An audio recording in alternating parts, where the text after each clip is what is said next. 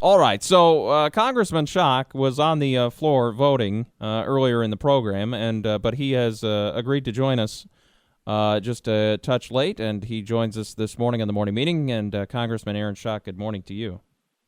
Good morning, guys. Great to be with you. Hey, thanks for coming on the show. I'm going to go ahead and roll out an apology right now. We were a little frustrated that you weren't here, and we've kind of missed connections in the past, so I may have accused you of ducking the show.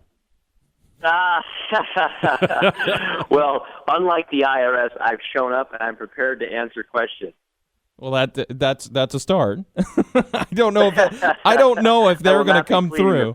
Yeah, I don't know if the IRS is going to come through though. Well, let's start there with the high-profile case that has been going on, the IRS investigations. You were a very vocal part of the panel earlier in the week. Number one, did you get the answers that you wanted?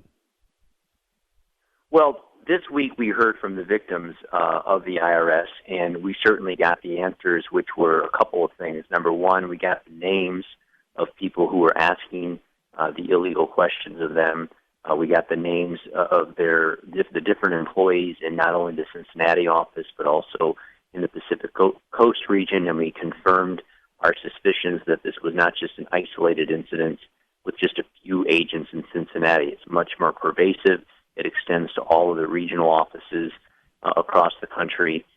Second, during the testimony of the witnesses, the victims, they described individually their cases at points where they would be on the phone with their IRS agent, and they'd be put on hold and told that they needed to call their superiors in Washington to get clarification.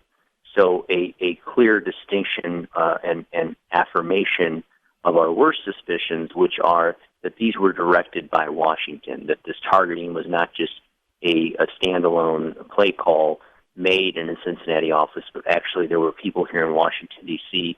at the mothership who were directing these people to do this illegal activity. So our next hearing will be hauling in the IRS employees that we now know are named and asking them who were the superiors in Washington, D.C., what were their directives, and, you know, more importantly, why didn't they come forward knowing that this type of behavior is wrong? How soon is that going to take place? Because I heard people talking during the committee hearing that, hey, why haven't we heard from these individuals, but now they're named. But I think one of them doesn't even have a first name, do they? I mean, are we still in that? Oh, no, they were very clever to be referred to. That individual was Miss Richards, and she did not ever use her first name, and so all of the email as well as the letterhead that we have just has her surname, just her last name, and there are a few other employees like that where we just have their last name. But trust us, we can we can find out who Miss Richards is, as well as the others who work for the IRS in those respective offices. So nobody's getting away with it. It just takes time. I mean, the frustration, of course, is if the administration were serious about getting to the bottom of this, they could root out and identify the cancer much quicker than us. And I think what only heightens the suspicion by not only members of Congress, but the American public is that the White House has been so not only vague, but now we know misleading and inaccurate in the information that they gave us. We were first told this is an isolated incident in Ohio. It is not. We were first told the White House was unaware of the behavior. We now know that's not true. The White House Chief Counsel was briefed a year ago. The White House Chief's staff was briefed nearly a year ago. So the idea that the White House was unaware is completely bogus. And finally, they suggested that this was just a few isolated cases. We now know it's not only the 300 different cases that the Inspector General identified that were groups targeted for their names like Tea Party and Patriot and 912, but now it extends to all types of conservative groups, pro-life groups, Jewish organizations who were supportive of the conservative view on the U.S.-Israel relationship. Interestingly, the more liberal organizations like J Street, liberal groups, the Jewish population, theirs were approved immediately. So it's almost, you couldn't make this up if you tried. I mean, it's something you would read about in a book, in some type of an action film, because it's so flies in the face of what America stands for, that a government would use the muscle of the bureaucracy to apparently attempt to snuff out their opponents, whether they are fiscally conservative, socially conservative, or any form of opponent. You know, it's interesting that you say it reads like a book on today, the anniversary of the publishing date of 1984. Illinois Congressman Aaron Schock with us this morning on the morning meeting. The government using its muscle and might to subdue less popular thought, to subdue a line of political thinking, a line of action that does not mesh with the current administration, the current power holders. This is spooky stuff. What would you like to see done to these people who are, should they be proven guilty of this? What can be done to them legally? What protections do they have as government employees? Where would you like to see this end? Well, every time that one of these IRS agents asked an illegal question, they did so on IRS stationery and letterhead. They did so at taxpayers' expense, and they compelled these Americans to respond to their questions under threat of perjury.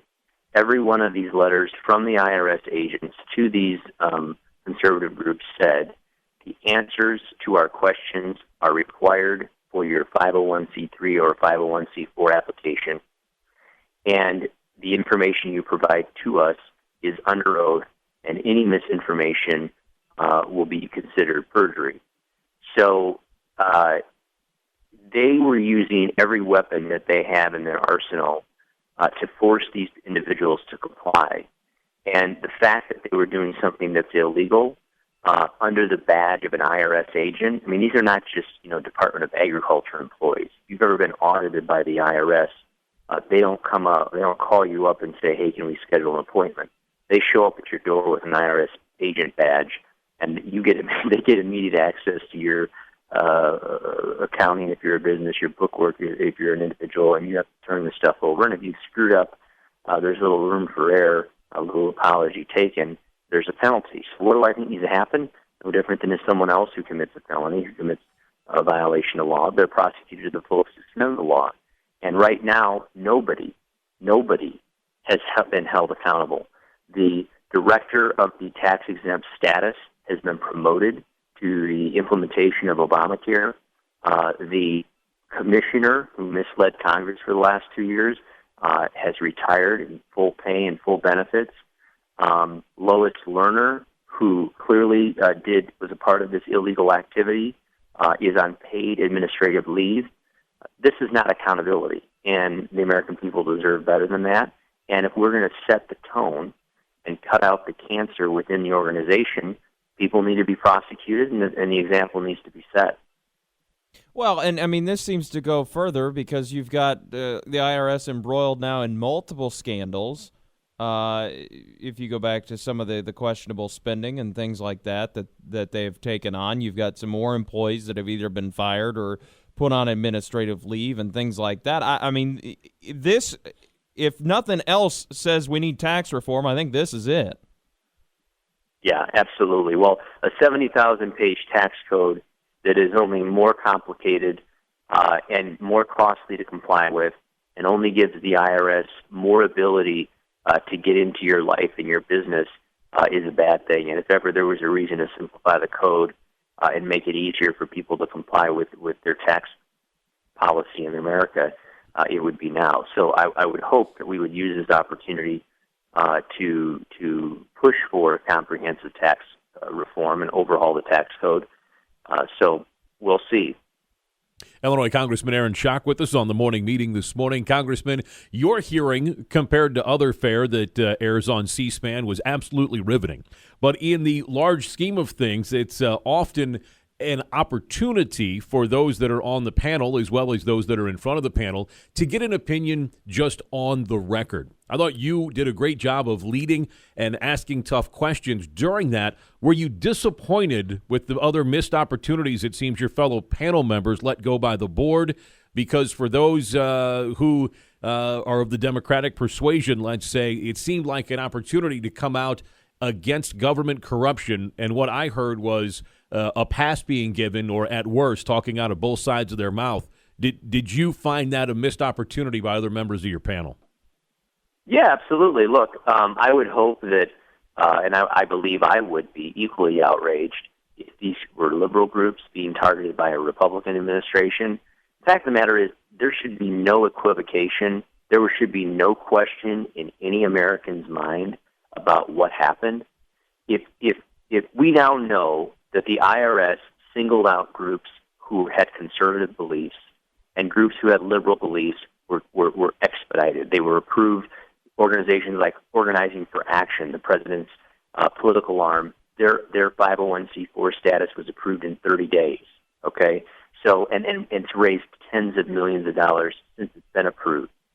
So that's a fact. Now there are some on the Democratic side of the aisle who say, well, picking on these conservative groups, that was just shoddy customer service.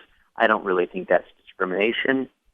But when you segregate one group over another group because of their beliefs, that is to the very heart of what discrimination is. And if you look throughout our history of the country, we have rallied in a bipartisan way to root out discrimination in every form.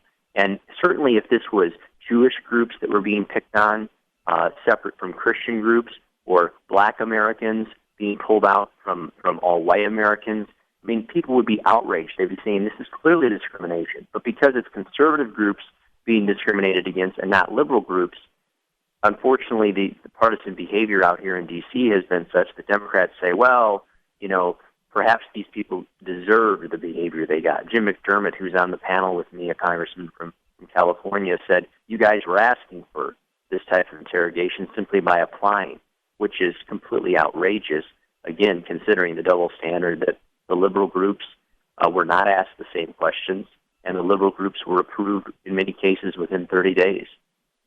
Congressman Aaron Schock, our guest this morning in the morning meeting. Congressman, we've got just a couple of minutes left. I want to switch gears and get your take on some news that's coming out in the last 12 hours, 24 hours or so, dealing with the NSA and their collection of just a multitude of phone records, specifically from Verizon wireless customers or Verizon phone customers.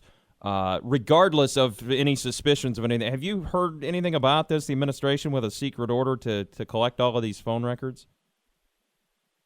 I am learning about it as you are. The IRS investigation I'm very involved with because I'm on the Ways and Means Committee, Right, which has jurisdiction over the IRS. But the phone records, I literally, woke up this morning and began to learn even more as some of the news reports came out. But, this, again, it's stuff you don't want to believe the administration would be engaged in, but all indications appear that they were using every tool in their chest, whether it be the IRS or whether it be some of our intelligence agencies, to go after groups who work for Fox, reporters who are at the AP, people who they believe might be their political opponents. And that's something that happens in totalitarian regimes, not in the greatest democracy on earth. Yeah, it's just one thing after the next, it seems like. I mean, you expect this to end. It's, you think, okay, this is the last scandal they're going to be embroiled, and it just keeps going. So, Congressman Schock, I wanted to ask you, because we haven't talked with you since you made the decision to not run for governor in Illinois. So that decision took place a few weeks back, or however long it's been now. But now we do have candidates jumping into the race. Are you going to be involved in this race at any point in time? I mean, as far as, do you have a dog in the fight? Are you interested in the primary? Or are you staying out of this thing altogether? Well, I think as certainly an elected official who cares a lot about the leadership in my state, as a taxpayer in Illinois, I'm very concerned about our financial status in our state. And I know that every year I've lost constituents to communities like Florida, Texas, Indiana, and they're leaving because of the poor economic climate in our state. So am I interested in our primary in the general election? Absolutely.